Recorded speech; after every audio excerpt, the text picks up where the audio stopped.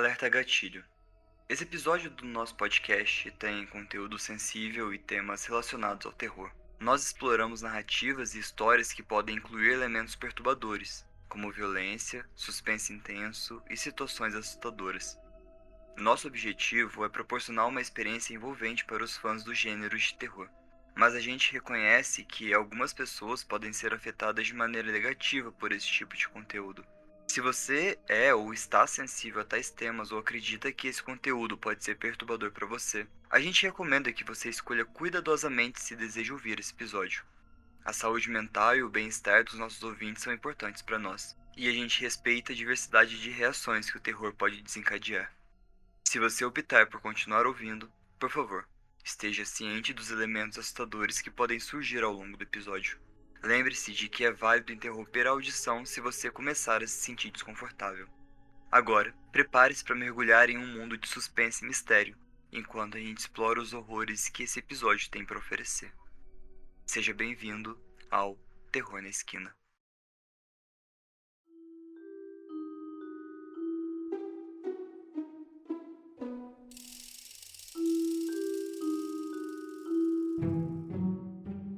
Olá, ouvinte! Seja bem-vindo ao Terror na Esquina. Eu sou o Fê e hoje eu tô sozinho.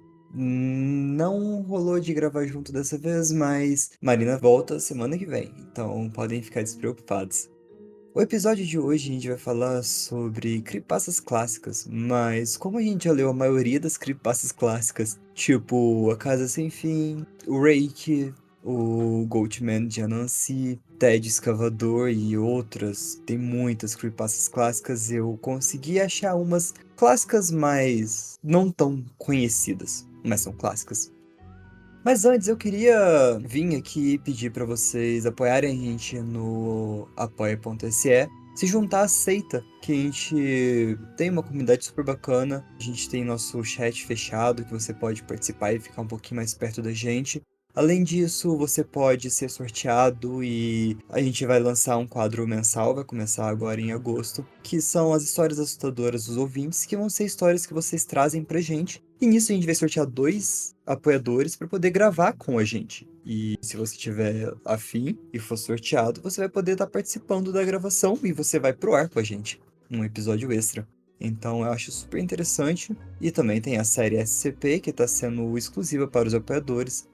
E eu vou pedir pro nosso editor colocar a SCP-012, que ela é bem curtinha e eu acho que pode deixar ela aqui para vocês terem uma palhinha do que tá acontecendo por aqui.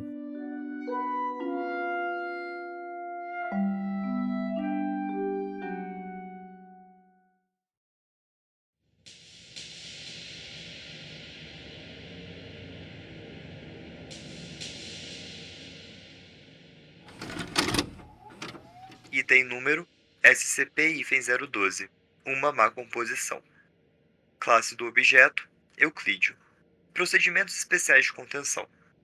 SCP-012 deve ser sempre mantida em uma sala escura. Se o objeto for exposto à luz ou observado através de uma frequência de onda diferente de infravermelha, os envolvidos devem ser submetidos imediatamente a avaliações físicas e mentais.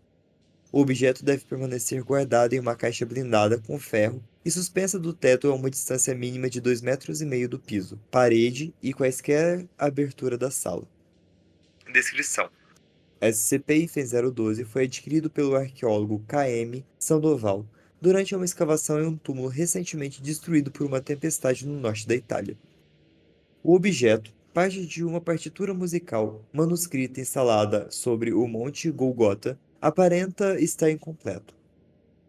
A tinta vermelha/preta utilizada no objeto, que se pensava tratar-se de algum tipo de tinta feita de bagas ou outra origem natural, foi posteriormente identificada como sangue humano de diversos indivíduos.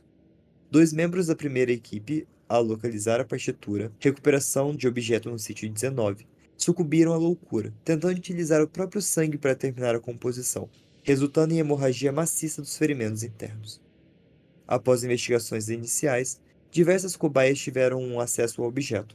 Em todos os casos, as vítimas se automutilaram para usar seu sangue para completar a partitura, resultando em sintomas de psicose e ferimentos maciços.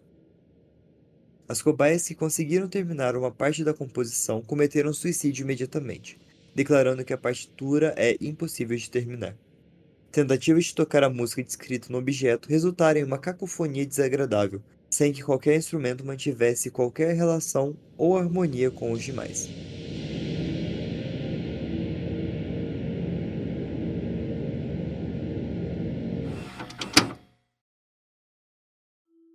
Vale super a pena e eu espero você apoiando a gente. Ajuda o terror a crescer. Mas você não pode apoiar financeiramente? Cara, deixa o like, avalie o podcast em 5 estrelas no Spotify e compartilha pra todo mundo. Pra gente que você gosta e pra gente que você não gosta também, afinal, vai estar espalhando a palavra do terror. Dito isso, vamos começar? A primeira creepypasta clássica que eu quero trazer pra vocês chama Os Retratos, mas também é conhecida como A Cabana na Floresta.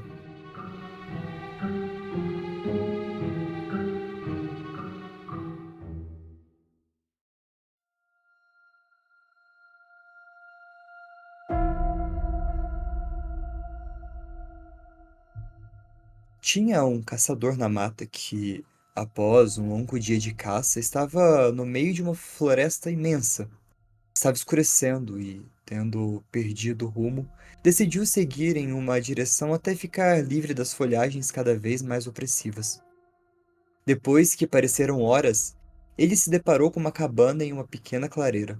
Percebendo como estava escuro, ele decidiu ver se poderia passar a noite ali. Ele se aproximou da cabana e encontrou a porta de entrada entreaberta. Não tinha ninguém lá.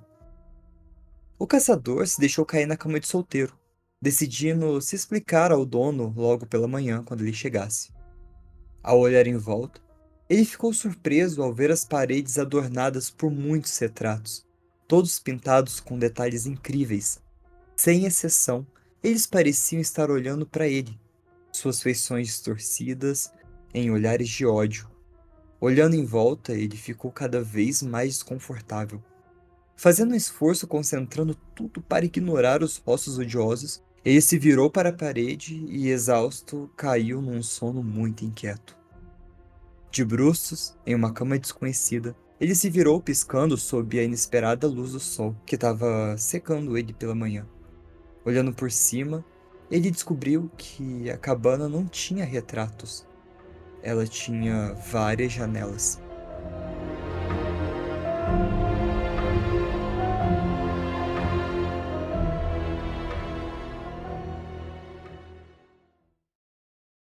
Eu acho que essa creepypasta, tipo, num climinha certo, ela arrepia até o pelinho da nuca. Ela se encaixa muito, ela combina muito com o tipo de creepypasta clássica. Aquelas que você vai encontrando, sei lá, no Facebook, ou certeza de eu ter cruzado com ela no Tumblr. Então, ela dá muito esse gostinho de creepypasta clássica. A próxima que eu quero ler pra vocês é de um autor desconhecido e ela se chama The Expressionless ou A Sem Expressão.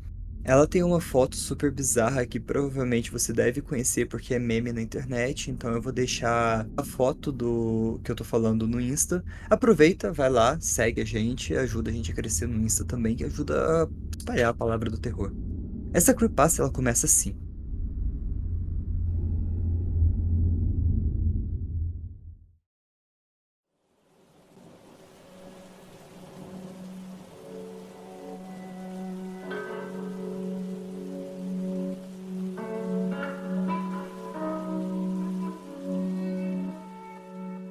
Em junho de 1972, uma mulher apareceu no hospital Cedars-Sinai com nada além de um vestido branco coberto de sangue.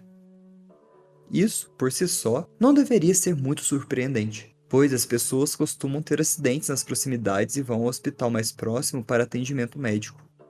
Mas havia duas coisas que faziam as pessoas que a viam vomitar e fugir aterrorizadas. A primeira é que ela não era exatamente humana. Ela parecia algo próximo ao manequim, mas tinha a destreza e a fluidez de um ser humano normal. Seu rosto era impecável, como um manequim, sem sobrancelhas e manchado de maquiagem.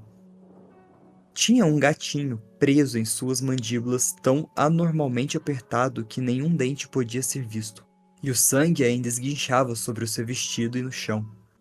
Ela puxou para fora da boca e jogou-o de lado e desmaiou. Desde o momento em que ela passou pela entrada até quando foi levada para o quarto do hospital e limpa, antes de ser preparada para a sedação, ela estava completamente calma, inexpressiva e imóvel. Os médicos acharam melhor contê-la até que as autoridades chegassem e ela não protestou. Eles não conseguiram obter nenhum tipo de resposta dela e a maioria dos membros da equipe se sentiu muito desconfortável para olhar diretamente para ela por mais de alguns segundos. Mas no segundo em que a equipe tentou sedá-la, ela reagiu com extrema força. Dois membros da equipe tiveram que segurá-la enquanto seu corpo se levantava na cama com aquela mesma expressão vazia. Ela voltou seus olhos sem emoção para o médico e fez algo incomum. Ela sorriu. Ao fazer isso, a médica soltou um grito e entrou em choque. Na boca da mulher não tinha dentes humanos, mas tinha longas pontas afiadas, e ela demorava um tempo para fechar a boca completamente sem causar nenhum dano na sua própria boca. O médico olhou para ela por um momento antes de perguntar: "O que diabos é você?" Ela girou o pescoço além do normal por cima dos ombros para observar o médico, ainda sorrindo. Houve uma longa pausa. Dava para ouvir a segurança descendo pelo corredor. Quando ela os ouviu se aproximar, ela disparou para frente, afundando os dentes na garganta, rasgando a jugular e deixando o médico cair no chão, ofegante enquanto ele engasgava com o próprio sangue. Ela se levantou e se inclinou sobre ele, seu rosto chegando perigosamente perto do dele enquanto a vida dele desaparecia pelos seus olhos. Ela se aproximou e sussurrou no seu ouvido: Eu sou Deus. Os olhos do médico se encheram de medo ao vê-la se afastar calmamente para cumprimentar os seguranças. Sua última visão seria vê-la festejar com eles um por um. O médico que sobreviveu ao incidente a chamou de a inexpressiva, mas ninguém nunca mais a viu.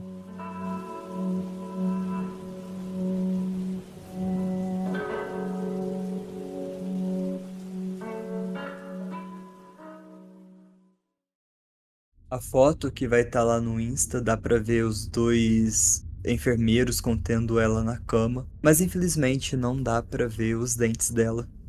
As outras fotos que tem dela são fotos fan-made, sabe? Então, a que é atrelada a ela é a que eu vou deixar lá no Insta. Pessoal, a próxima creepypasta, ela se chama Candle Cove. Eu já li ela aqui no podcast, mas eu cheguei a excluir porque foi uma pílula de susto lá no comecinho do podcast, então eu resolvi tirar aquelas pílulas de susto. E agora, a gente com um pouco mais de maturidade, eu vou conseguir trazer ela um pouco melhor do que eu ofereci pra vocês naquela época. Aliás, tem algumas creepypastas que eu gostaria de fazer uma releitura, como um dinossauro usando um sombreiro, que eu achei que ficou um pouco confusa a maneira com que eu li. Outra que eu tenho muita vontade de trazer, nova pra vocês, é Ted o Escavador. Talvez o Goatman de Anansi e os relatos dos mergulhadores, mas talvez eu poderia apenas substituir os áudios que existem. Eu não sei, eu vou deixar uma enquete aqui no podcast e vocês vão poder votar lá o que vocês acham dessa ideia, belezinha? Bora pra creepypasta então. Candle Cove do Chris Straub. Essa creepypasta ela é postada em vários comentários, então eu vou pedir pro editor deixar, quando for o nome de cada pessoa, uma voz meio robóticazinha só para vocês diferenciarem. Eu vou ler o user de cada uma e na página que foi postada essa creepypasta, na verdade o fórum, o nome do fórum, foi no Fórum Net Nostalgia e Fim Televisão Local, na página Programa Infantil Local de Candle Cove.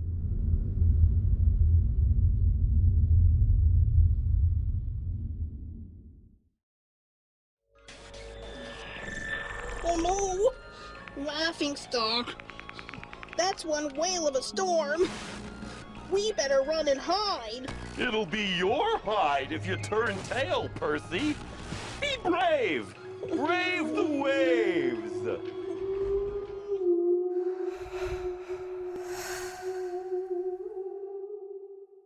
Sky cheio 033. Alguém lembra de um programa infantil? Ele se chamava Candle Cove e eu deveria ter o quê? Uns 6, 7 anos. Eu nunca encontrei referência dele em nenhum lugar. Então eu acho que foi numa estação local, por volta de 1971 ou 72. Eu morava em Ironton na época, eu não me lembro qual estação, mas eu lembro que estava passando num horário estranho, tipo 16 horas da tarde. Mike Underline Painter 65. Parece familiar pra mim. Eu cresci em Ashland e eu tinha 9 anos em 72. Candle Cove era sobre piratas? Eu me lembro de uma marionete pirata na entrada de uma caverna conversando com uma garotinha. Sky Cheio 033. Sim! Tá, eu não sou louco. Eu lembro do pirata Percy. Eu sempre tive um certo medo dele. Ele parecia ter sido construído com partes de outros bonecos de baixo orçamento. Sua cabeça era um velho boneco de porcelana. Parecia uma antiguidade que não pertencia ao corpo. Eu não me lembro que estação era, mas eu acho que foi na WTSF. Jerry Underline 2005. Desculpa ressuscitar esse tópico antigo, mas eu sei exatamente do que você quer dizer, Sky Cheio. Acho que Candle Cove durou apenas alguns meses em 71, não em 72. Eu tinha 12 anos e assisti algumas vezes com meu irmão. Era o canal 58, qualquer estação que fosse. Minha mãe me deixava mudar para ele depois do noticiário. Deixa eu ver o que eu me lembro. Aconteceu na enseada de Kendall e era sobre uma garotinha que se imaginava amiga de piratas. Um navio pirata se chamava Laughingstock. E o pirata Percy não era um pirata muito bom porque se assustava com muita facilidade. E tinha uma música Calliope tocando constantemente. Eu não lembro o nome da garota, Janice ou Jade ou algo assim, mas acho que era Janice. Sky Cheio 033. Obrigado, Jerry. As lembranças voltaram quando você mencionou o Laughingstock e o Canal 58. Eu lembro da proa do navio. Era um rosto sorridente de madeira, com a mandíbula inferior submersa. Parecia que estava engolindo o mar e tinha aquela voz e uma risada horrível do Edwin. Eu me lembro especialmente de como foi chocante quando eles mudaram do modelo de madeira plástico para a versão de fantoche de espuma, em que a cabeça falava. Mike Painter 65. Haha, eu me lembro agora também. Você se lembra daquela parte, Sky Shale? Você tem que ir para dentro. You have to go inside. Sky Cheio 033. Ah, Mike, eu fiquei arrepiado ao ler isso. Sim, eu me lembro. Era o que o navio sempre dizia a Percy quando tinha um lugar assustador onde ele tinha que entrar, como uma caverna ou um quarto escuro onde estava o tesouro. E a câmera focava no rosto de Laughingstock a cada pausa. Você tem que ir para dentro. Com os dois olhos tortos e aquela mandíbula de espuma se batendo e a linha de pescar que abria e fechava. Eca, parecia tão barato e horrível. Você se lembra do vilão? Ele tinha um rosto que era só um bigode acima dos dentes muito altos e estreitos. Kevin Underline Hart. Sinceramente, eu pensei que o vilão era o Pirata Percy. Eu tinha cerca de 5 anos quando esse programa estava passando. Nossa, era combustível para pesadelo. Jerry Underline 2005. Aquele não era o vilão, o fantoche de bigode. Esse era o ajudante do vilão, o Horace Horrible. Ele tinha um monóculo também, mas estava acima do bigode. Eu costumava pensar que isso significava que ele tinha um olho só. Mas sim, o vilão era outra marionete, o Tira-Pele. Eu não posso acreditar no que eles deixavam a gente assistir naquela época. Kevin Underline Hart. Jesus Cristo, o Tira-Peles. Que tipo de programa infantil a gente estava assistindo?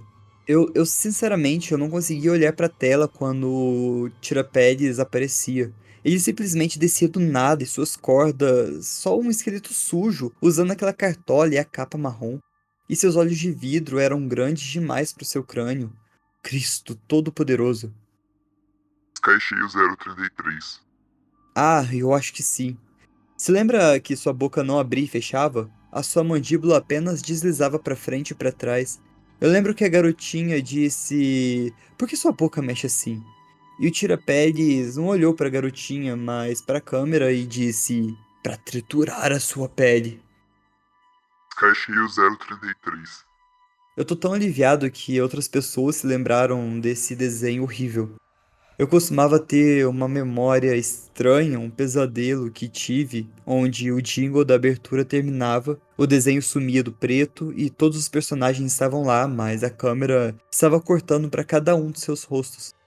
e eles estavam apenas gritando, e os fantoches e as marionetes estavam se debatendo espasmicamente, e todos gritando e gritando. A garota estava só gemendo e chorando como se tivesse passado horas assim. Eu acordei muitas vezes desse pesadelo.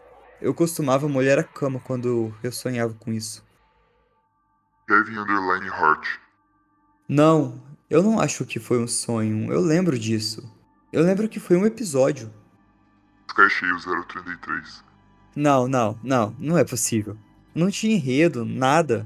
Quero dizer, literalmente, apenas parado no lugar chorando e gritando durante o desenho todo. Kevin_Hart. Talvez meu cérebro só tá preenchendo essa memória porque você disse isso.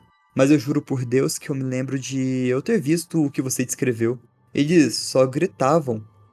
Jerry_2005. Deus.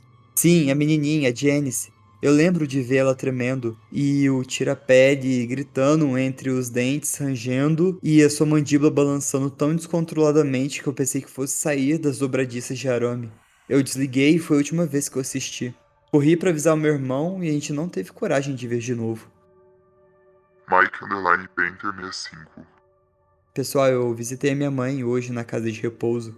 Perguntei a ela sobre quando eu era pequeno, no início dos anos 70, quando eu tinha 8 ou 9 anos, e ela se lembrava de um programa infantil, o Kendall Cove. Ela disse que estava surpresa por me lembrar disso e eu perguntei por quê. E ela disse: Horas, porque eu costumava achar tão estranho você dizer: Mamãe, eu vou assistir Kendall Cove agora. Então você colocava a TV naquela tela estática e sobressalente e ficava vendo aquilo lá por 30 minutos. Mas você tinha uma grande imaginação com esse pequeno desenho de piratas.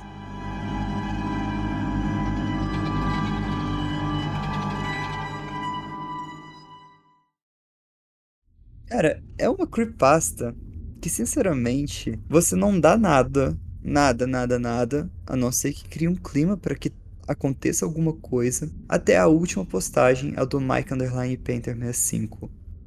Cara, aí pode bagaça toda, me arrepiou todinho. É bizarro quando tem esse plot no final. Tem de novo aquele gostinho de creepypasta clássica. Tem os vídeos, eu vou postar um pra vocês. O que fala do barco, que tem o rosto falando que o Percy precisa ir lá pra dentro da caverna. Eu vou postar esse pra vocês lá no Insta. Mas eu tenho todos os episódios e eu vou postar, vou deixar pro pessoal da seita. Eu vou postar lá no grupo da seita. A próxima chama Eikbar Bidgelstein e ela foi postada pelo Stephen D. Harris e ela é assim.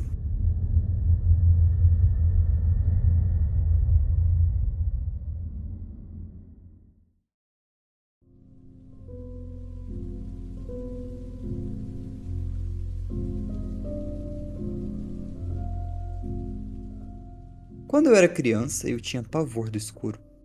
Eu ainda tenho, mas quando eu tinha cerca de 6 anos, eu não conseguia passar uma noite inteira sem gritar para os meus pais procurarem embaixo da minha cama ou no meu armário qualquer monstro que eu pensasse estar esperando para me comer. Mesmo com uma luz noturna, eu ainda via formas escuras se movendo pelos cantos do quarto, ou rostos estranhos olhando para mim da janela do quarto. Meus pais faziam o possível para me consolar, dizendo que era apenas um sonho ruim ou um truque de luz. Mas na minha mente infantil eu tinha certeza de que, no segundo em que eu caísse no sono, as coisas ruins iriam me pegar. Na maioria das vezes eu apenas me escondi debaixo das cobertas até ficar cansado o suficiente para parar de me preocupar. Mas, de vez em quando, eu ficava tão em pânico que corria gritando pro quarto dos meus pais, acordando meu irmão ou a minha irmã no processo. Depois de uma provação como essa, não tinha como alguém ter uma noite inteira de descanso.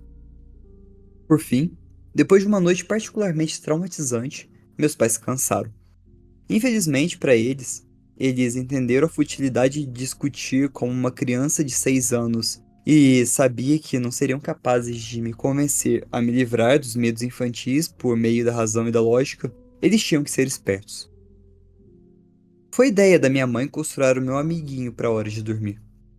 Ela coletou uma grande variedade de pedaços aleatórios de tecidos da sua máquina de costura e criou o que mais tarde chamaria de Sr. Ickbar Bidgelstein, ou Ick para abreviar. Ick era um monstro de meia, como minha mãe o chamava. Ele era feito para me manter seguro enquanto eu dormia à noite. assustando todos os outros monstros. Ele era muito assustador, e eu tinha que admitir. Honestamente, olhando para trás agora, eu ainda tô impressionado que minha mãe tenha pensado em algo tão estranho e perturbador. E que Bar tinha a aparência costurada de um Frankenstein Gremlin, com olhos grandes, brancos e orelhas de gato caída. Seus bracinhos e perninhas foram feitos de um par de meias listradas de branco e preto, que era da minha irmã. E a metade do seu rosto, que era verde, foi feita de uma das meias altas de futebol do meu irmão. Sua cabeça poderia ser descrita como bulbosa, e para sua boca minha mãe prendeu um pedaço de tecido branco e costurou em zigue-zague para formar um longo sorriso de dentes afiados. E eu amei ele imediatamente. A partir de então, Ikki nunca saiu do meu lado, desde que fosse depois do anoitecer, é claro. Ikki não gostava do sol e ficava chateado se eu tentasse levar ele para a escola comigo. Mas tudo bem, eu só precisava dele à noite para afastar os bichos papões, que era para isso que ele foi pensado e ele era bom. Então, todas as noites, na hora de dormir, Ikki me dizia onde os monstros estavam escondidos e eu o colocava perto no meu quarto, mais próximo do fantasma possível. Se houvesse algo no armário, Ikki ia bloquear a porta. Se tivesse uma criatura arranhando minha janela, Ikki seria pressionado contra o vidro. Se houvesse uma grande fera peluda debaixo da minha cama, então ele ia para debaixo da cama. Às vezes os monstros nem estavam no meu quarto. Às vezes se escondiam nos meus sonhos, e Ikki tinha que vir comigo para os meus pesadelos. Foi divertido trazer Ikki para o mundo dos sonhos, enquanto ele passava horas lutando contra ghouls e demônios. A melhor parte era que, em meus sonhos, Ikki podia falar comigo de verdade. E ele perguntava: "O quanto você me ama?" Mais do que nada, eu sempre dizia a ele. Uma noite em um sonho, depois que perdi meu primeiro dente, Ikki me pediu um favor. "Posso ficar com seu dente?" E eu perguntei o porquê. "É para me ajudar a matar as coisas ruins." Na manhã seguinte, no café da manhã, minha mãe me perguntou onde estava meu dente. Pelo que ela me contou, a fada do dente não achou ele debaixo do meu travesseiro. Quando eu disse a ela que dei para Ikki, ela deu de ombros e voltou a alimentar a minha irmã. A partir de então, toda vez que eu perdia um dente, eu dava para Ikki. Ele me agradecia, é claro, e dizia que me amava. Eventualmente, eu fiquei sem dente de leite e estava começando a ficar um pouco velho demais para continuar brincando com os bonecos. Então Ikki ficou sentado na minha estante, juntando poeira, lentamente desaparecendo da minha atenção. Com o tempo, porém, pesadelos se tornaram piores do que nunca. Tão ruim que até começaram a me seguir até no mundo desperto, aterrorizando cada canto escuro ou farfalhar no arbusto. Depois de uma noite particularmente ruim, voltando de bicicleta da casa de um amigo, onde jurei que tinha uma matilha de cães raivosos que estavam me perseguindo. Cheguei em casa e encontrei algo esperando por mim no meu quarto. Lá, na minha cama, totalmente ereto sob o brilho suave da luz da lua da minha janela, estava Ikki Bar. A princípio, pensei que os meus olhos estavam me enganando de novo. Eles estiveram a noite toda, então eu tentei acender as luzes. E um movimento no interruptor, e depois outro, e nenhuma mudança na escuridão. Foi quando eu comecei a ficar nervoso. Eu recuei lentamente em direção à porta atrás de mim, os meus olhos nunca deixando a silhueta de Ikki, minha mão desajeitadamente estendida para trás alcançando a maçaneta. Eu estava prestes a dar o fora do quarto quando eu vi a porta se fechar e se trancar na escuridão. Em nada além de sombras e silêncio, eu fiquei congelado no lugar, nem mesmo respirando. Por quanto tempo eu não sei dizer, mas depois do que pareceu uma vida inteira de medo e frio, eu ouvi a voz estridente e familiar. "Você parou de me alimentar, então por que eu devo te proteger?" "Me proteger do quê?" "Deixa eu te mostrar." Eu pisquei uma vez e tudo mudou. Eu não estava mais no meu quarto. Eu estava em outro lugar. Não era o inferno, mas em comparação não estava longe. Era uma espécie de floresta, um lugar horrível de pesadelo, onde abortos embrionários parciais pendiam do dossel e o solo fervilhava de insetos carnívoros. Uma espessa névoa flutuava no ar e com ela o fedor de carne podre, enquanto clarões verdejantes iluminavam o céu noturno. À distância eu podia ouvir gritos agonizantes de algo que não era exatamente humano. Minha cabeça latejava como se estivesse prestes a explodir, a dor forçando um rio de lágrimas. Em minha mente, eu ouvi sua voz de novo. Isso é o que sua realidade se tornaria sem mim. Eu senti passos tremendo na terra se aproximando rapidamente. Eu sou o único que pode impedir isso. Estava atrás de mim agora, enorme e furioso, um hálito quente nas minhas costas. Me traga o que eu preciso e eu vou te proteger. Acordei antes que eu pudesse me virar. No dia seguinte, eu invadi o armário dos meus pais em busca dos dentes de leite do meu irmão, e eu entreguei a Ikbar. Quase imediatamente os terrores noturnos cessaram, e eu era mais ou menos capaz de continuar minha vida normalmente. De vez em quando, eu tinha que entrar furtivamente no quarto da minha irmãzinha e roubar o que era para a fada dos dentes, ou estrangular os gatos da vizinhança, e arrancar os seus pequenos incisivos afiados. Qualquer coisa para afastar as visões, qualquer coisa, desde um colar de dentes de tubarão até a válvula bicúspide com cavidades. Também comecei a perceber que Ikki se movia pelo meu quarto sempre que eu saía por qualquer período de tempo, reorganizando minhas coisas e pendurando cortinas adicionais. Ele estava até começando a parecer real. De alguma forma, sob a luz certa, seus dentes brilhariam e ele era quente ao toque. Por mais que ele me assuste, eu não conseguia criar coragem para simplesmente destruí-lo, sabendo perfeitamente onde isso me deixaria. Eu continuei coletando os dentes para Ikki durante todo o ensino médio e a faculdade. Quanto mais velho eu ficava, mais coisas eu aprenderia a temer. Mais dentes Ikki precisava para me manter seguro.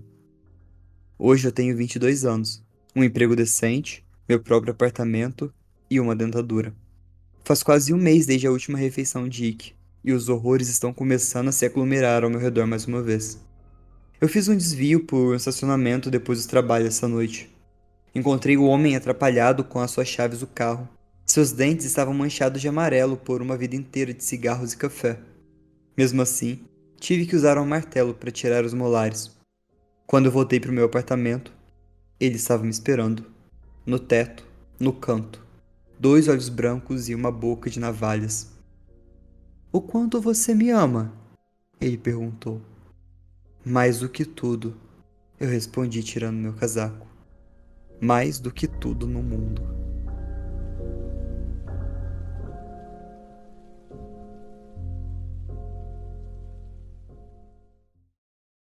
Uou. Cara, essa creepypasta é muito boa. É muito boa. Ela vai de 0 a 100. Nossa, ela me deixou com medo do escuro. A foto da creepypasta do Wikibar, ela é como se fosse uma pintura, um desenho. Não tem foto do boneco em si. E essa foto mesmo, que eles postaram, na verdade nem se parece tanto com ele do jeito que é descrito. Mas como as pessoas, elas fazem muitas coisas, então... Tem gente que fez o boneco do Ikibar e tem várias fanarts. Eu vou deixar pra vocês a original e uma que se parece mais com ele. E pessoas, se vocês manjam de costura, de fazer essas coisas e quiser fazer um Ikibar pra mim mandar, cara, eu vou ser muito feliz. Olha eu pedindo de novo. Uma coisa que a gente pode falar sobre Ikibar é que provavelmente o garoto ele possa ter algum problema psicológico, talvez uma esquizofrenia ou rompido com a realidade de alguma forma. Não sou psicólogo, nem neurologista, nem nada do tipo para falar, mas para ele ter esses medos tão fortes e depois começar a dar personalidade pro Ikibar, então provavelmente deve ser algo relacionado à psique dele, então ele deve ter algum distúrbio mental que faça ele ter essas visões e rompido com a realidade, a ponto de criar essa necessidade de alimentar o Ikibar para afastar todos os seus medos. E esse seria o seu ponto de fuga, talvez. Aí no final ele não aguentou, arrancou seus próprios dentes, e provavelmente dentes de animais nem corações estavam suprindo a necessidade do Ikibar, então ele tinha que pegar dentes humanos para alimentar o boneco. Isso é bem estranho de pensar e triste também. Bom, outra creepypasta bem famosa, eu acredito que você já deve ter escutado o nome dela em inglês, que é Gateway of the Mind, mas traduzindo ela se chama O Portal da Mente, e ela foi postada por um desconhecido. Ela é baseada em um vídeo do YouTube,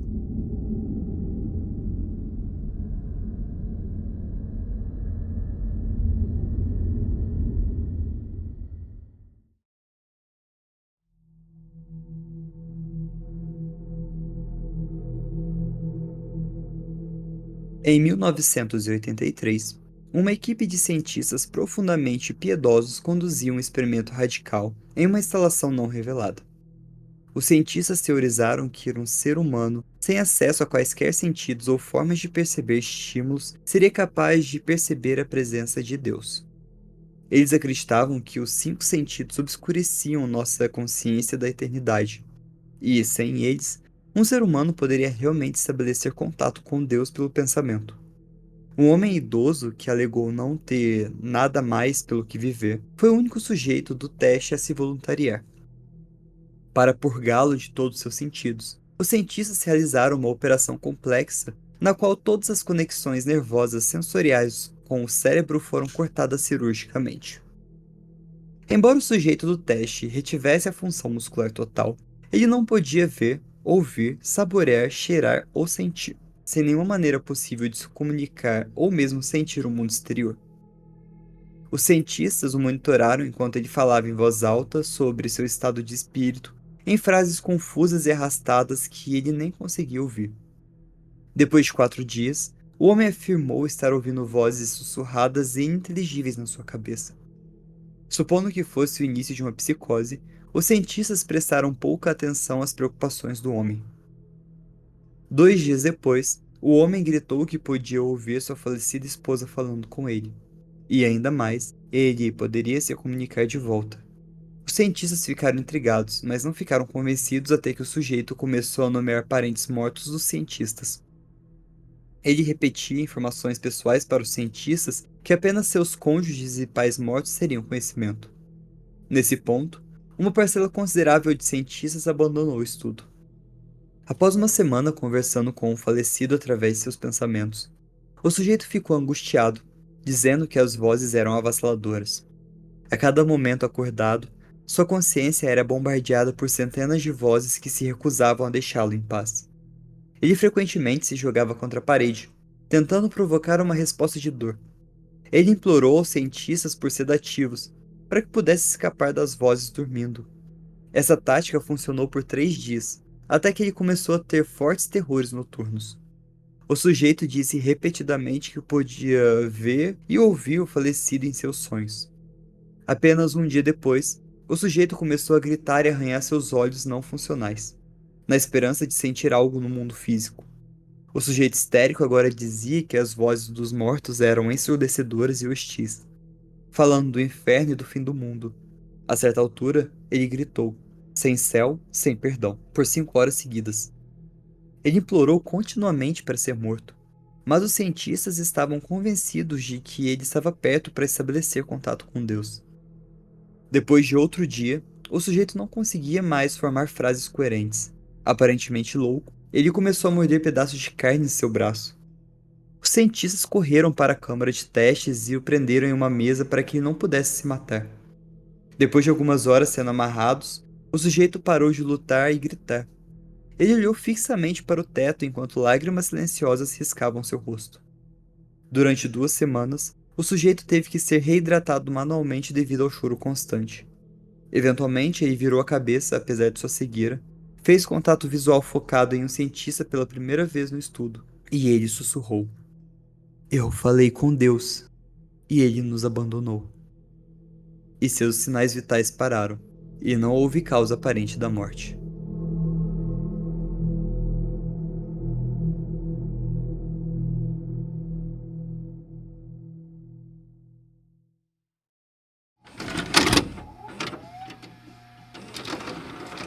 Esta é uma gravação confidencial. Nela você ouvirá trechos do experimento.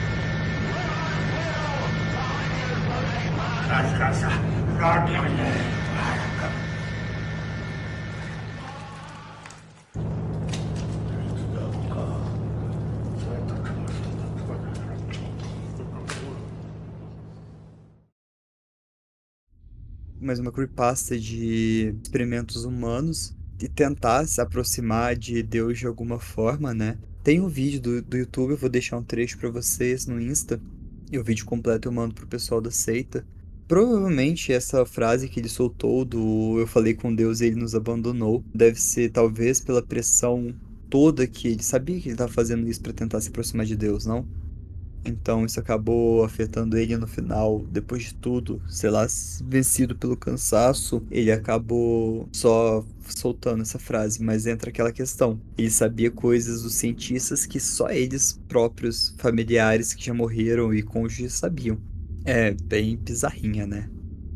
Eu vou ler mais uma creepypasta aqui. Ela se chama warmparty.ogg, seria um arquivo de áudio, e ela começa assim.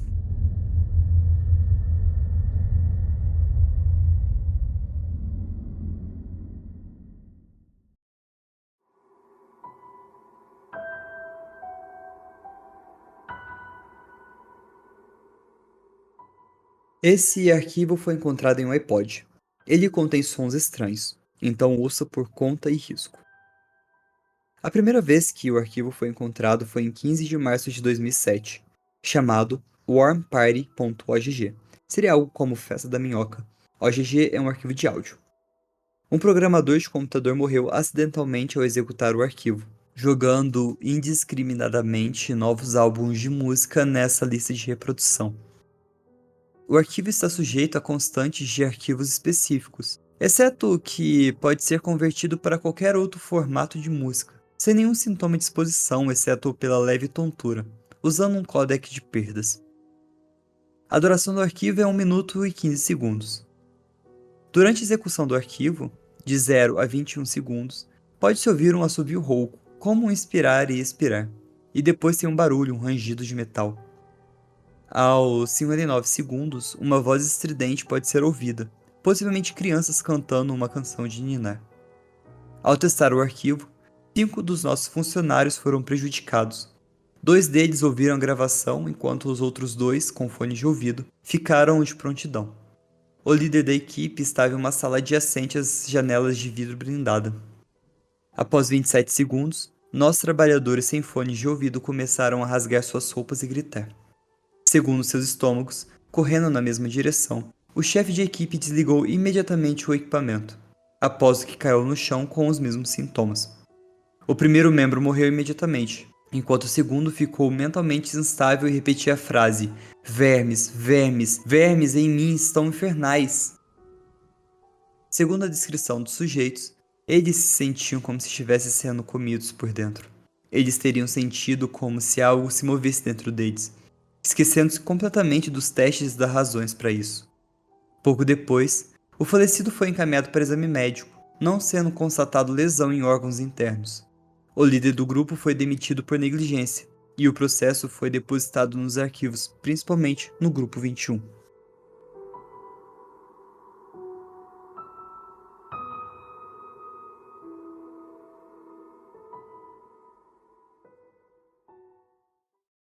warmparty.ogg.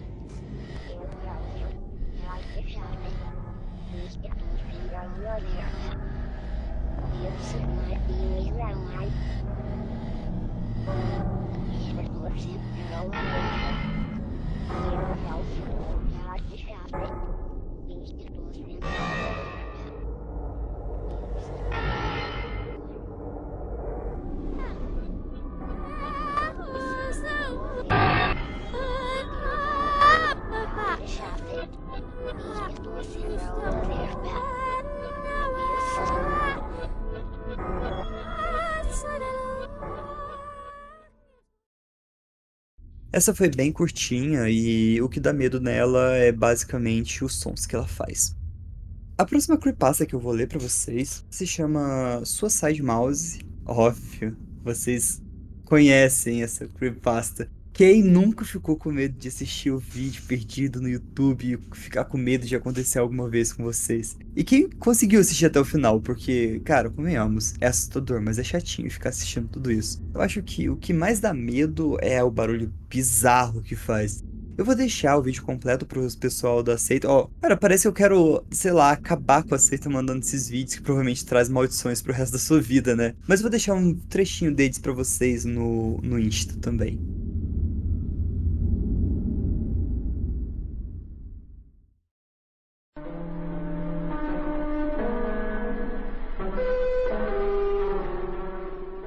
Então, algum de vocês se lembra dos desenhos do Mickey Mouse da década de 30?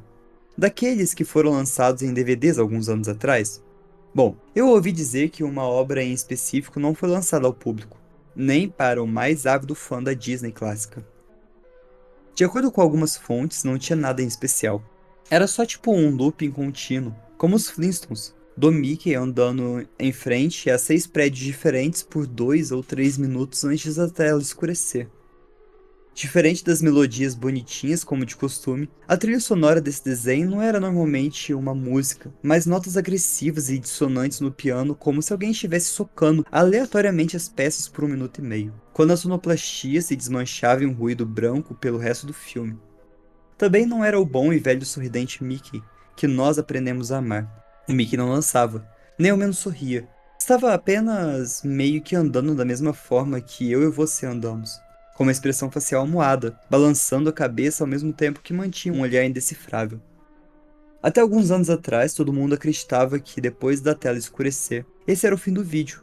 Quando Leonard Maltin estava revendo esse desenho para estudar a inclusão na série completa relançada, ele decidiu que essa peça era um pouco pobre para entrar no DVD. De qualquer forma, ele decidiu guardar uma cópia digitalizada pelo valor sentimental, visto que foi uma criação de próprio punho do Walt Disney. Após o processo de digitalização, já em seu computador pessoal, ele percebeu que o desenho se estendia por 9 minutos e 4 segundos, ao contrário dos curtos 3 minutos pré-escurecidos na tela. Aqui eu cito integralmente o e-mail da minha fonte, um assistente pessoal de um dos maiores executivos da Disney, e conhecido pelo próprio Mr. Maltin. Depois do escurecimento, a tela continuava no escuro até mais ou menos o 6º minuto, quando voltava para a cena do Mickey andando. O som era diferente dessa vez, um murmúrio. Não era como uma língua, mas como um gargarejo choroso, enquanto o som travava-se cada vez mais indistinguível e alto. A própria cena distorcia-se. A calçada começava a ir em direções que pareciam fisicamente desarmônicas em relação ao andar do Mickey, cuja expressão, por sua vez, parecia desfigurar-se. No 7º minuto, o murmúrio se transformava em um grito, o tipo de grito doloroso de se ouvir. A cena se tornava mais obscura ainda. Era tingida de cores impossíveis de serem recriadas com tecnologia da época. A face do Mickey se derretia, seus olhos afundados na ponta do queixo como 2 bolinhas de gude em um aquário, e um sorriso distorcido apontando para o céu, mas estampado em sua face esquerda. Os prédios perdiam também sua forma, se tornando tentáculos de borracha a flutuar, e a calçada navegava por sentidos impossíveis, de uma forma inconcebível para que nós, como humanos, entendemos como dimensão e espaço. Mr. Maltin ficou tão perturbado com o que viu e deixou o estúdio. Mandou outro funcionário terminar de tratar o vídeo e deixou ordens explícitas para que ele tomasse notas de tudo que acontecesse até o último segundo, e imediatamente guardasse o arquivo em disco na biblioteca cofre. Por um segurança que trabalhava sob o meu comando, fiquei sabendo que o funcionário encarregado deixou o estúdio alguns minutos depois. A expressão pálida, nervosamente repetindo a seguinte frase: "Eu não posso ver o que não foi visto. Eu não posso ver o que não foi visto. Eu não posso ver o que não foi visto." Pegando todo mundo de surpresa, ele se apoderou de alguma das armas da equipe de segurança e deu um tiro na própria cabeça.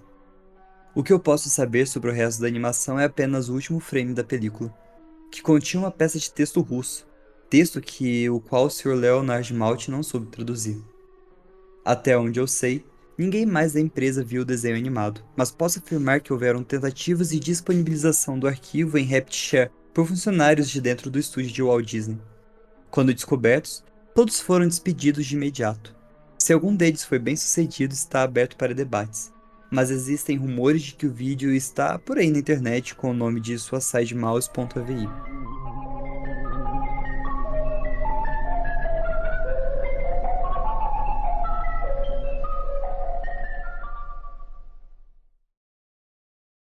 Essa é clássica, clássica, clássica, clássica. Eu lembro do surto que foi isso, com os meus irmãos no Tumblr. Cara, muito legal, era muito louco essa sensação de nostalgia. Muito, muito, muito legal. A última que eu vou ler pra vocês, ela chama Normal Porn for Normal People, seria pornô normal para pessoas normais. E eu vou ler aqui pra vocês.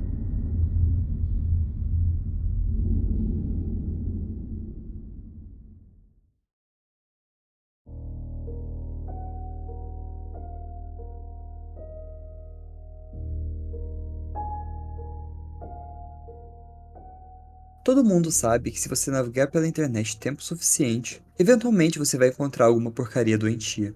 E é mais provável de acontecer quando você navega pela parte obscura da internet. Eu vi poucas coisas assim, e não ligo de admitir, mas uma coisa que eu sempre me lembrei é um site chamado normalpornfornormalpeople.com. A primeira coisa estranha sobre esse site é que eu não consegui achá-lo por meio de site de busca. Ele foi enviado para mim por alguém que eu não conhecia, no e-mail, e estava escrito o seguinte: Fala aí, cara, achei esse site muito bom e achei que você ia gostar.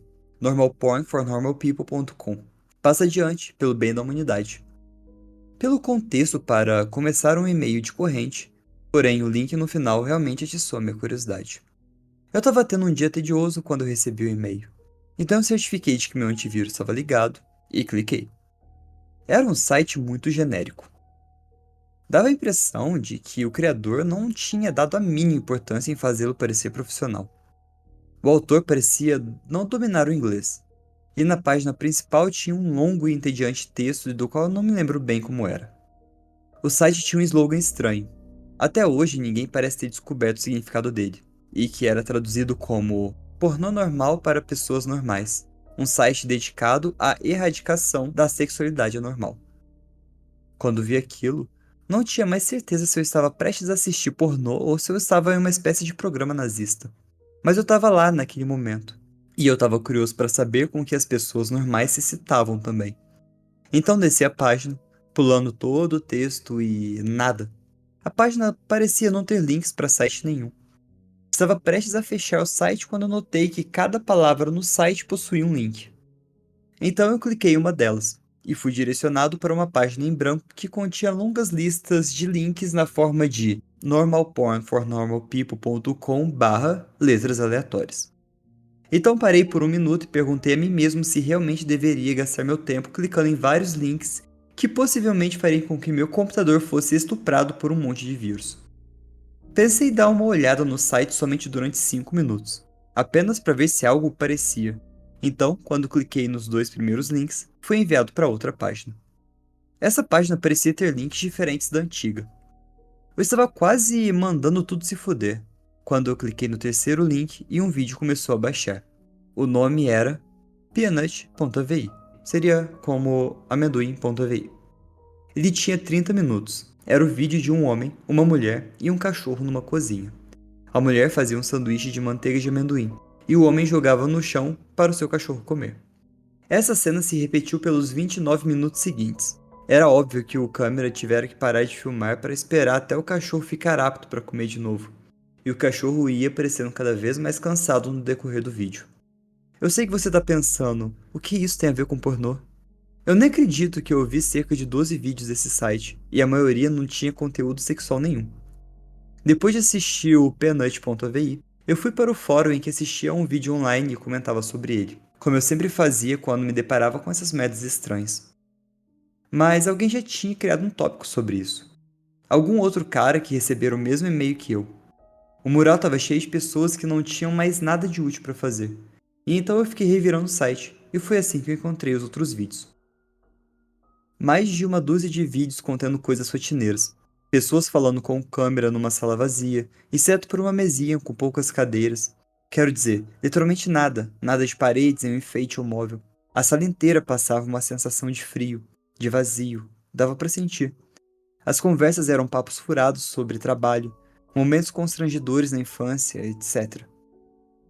Esperei por algum tipo de discussão sobre o que as pessoas queriam filmando tudo aquilo, ou sobre o que o site dizia, mas é claro, eu não recebi nada. Ninguém nunca saberia que esses vídeos tinham algo a ver com pornografia. Se tivesse os vistos fora de contexto, apenas um detalhe. Todas as pessoas que apareciam nesses vídeos eram bem atraentes. No entanto, os outros vídeos continham algo que poderia ser chamado de sexual. Era onde as coisas ficavam estranhas. Eu vou dar algumas descrições dos vídeos, e se você estiver realmente curioso, pode tentar procurá-los. O primeiro é o LickedClean.avi, um vídeo de 10 minutos filmado por um câmera escondido, onde vemos um mecânico trabalhando numa máquina de limpar carros nos primeiros 2 minutos. Quando ele consertava, o mecânico falou brevemente com o proprietário da máquina e saiu. O dono da máquina checou se o homem realmente tinha saído, e em seguida começa a lamber toda a superfície da máquina. Isso acontece por 7 minutos. Jimbo.avi, um vídeo de 5 minutos de um mímico gordo fazendo uma performance. Era engraçadinho, principalmente numa parte onde ele fingia sentar numa cadeira, e depois finge que a cadeira quebra com seu peso. Nos últimos 30 segundos de vídeo, o câmera cortou para estática brevemente, e cortou de volta para o homem gemendo, ainda vestindo a roupa de mímico e maquiagem. Algum tipo de fetiche obscuro?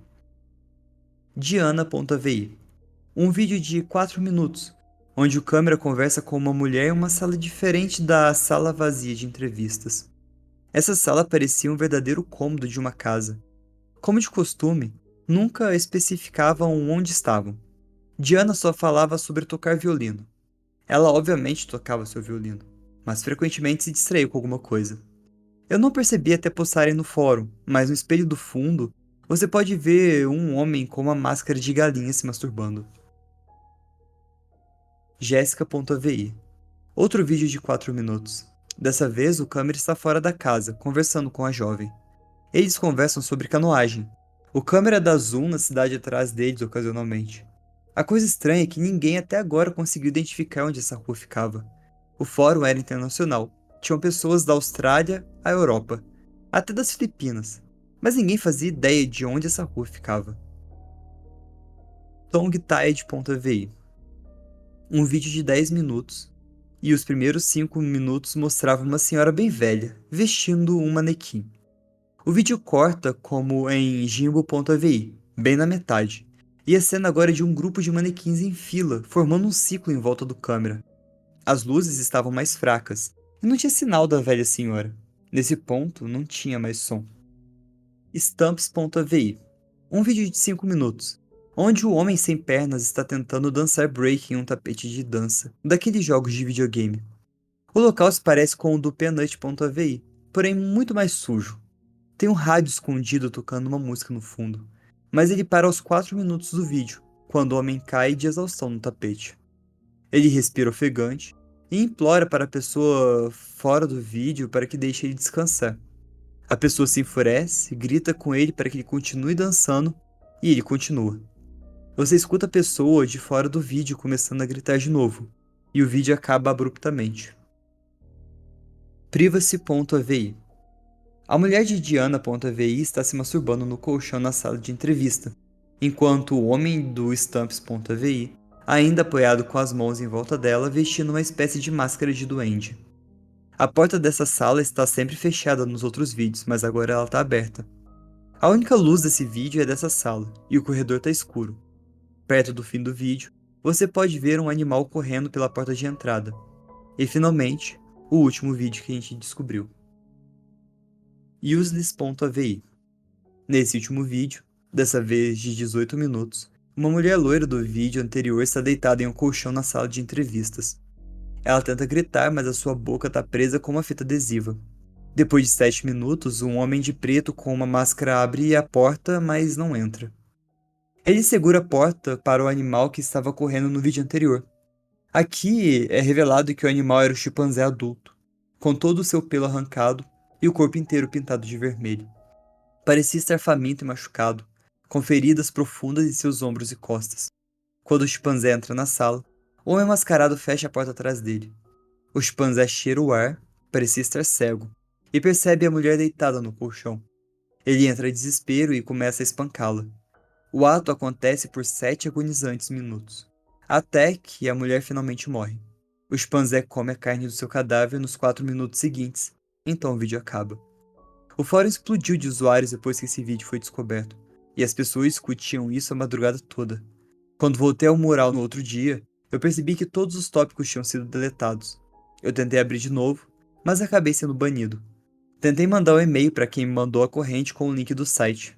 5 mensagens, nenhuma resposta. Tentei discutir sobre esse site em vários lugares, mas era banido frequentemente. O site fechou 3 dias depois do último vídeo ser descoberto. Acredito que alguém tenha contado às autoridades sobre isso.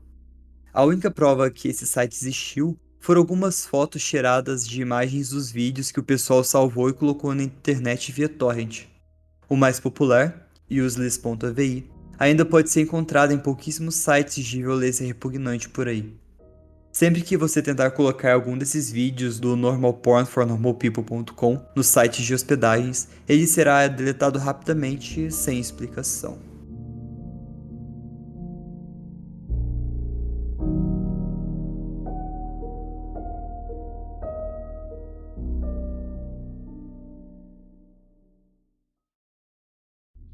Bom, pessoal, eu vou confessar que o Normal Porn for Normal People eu não conhecia. Eu já vi muitas vezes na internet, já passei por cima, mas eu nunca cheguei a ler. E ela, de fato, tem esse gostinho de creepypasta clássica, com o seu nível gore, num nível médio-alto. Me lembrou do caso do chimpanzé Travis. Tem alguns podcasts que falam sobre esse chimpanzé.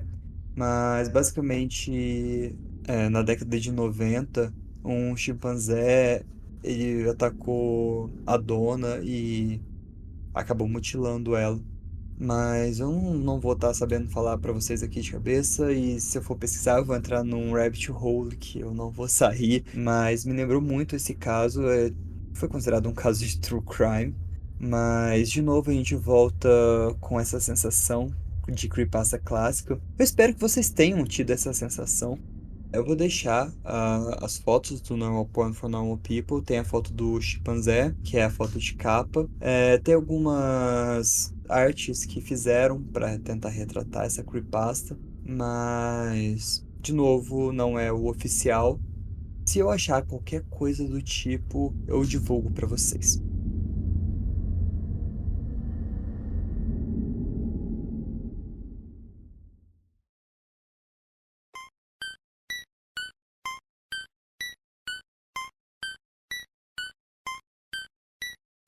Eu espero que vocês tenham ficado até aqui, e quem ficou, eu espero que tenham gostado do episódio.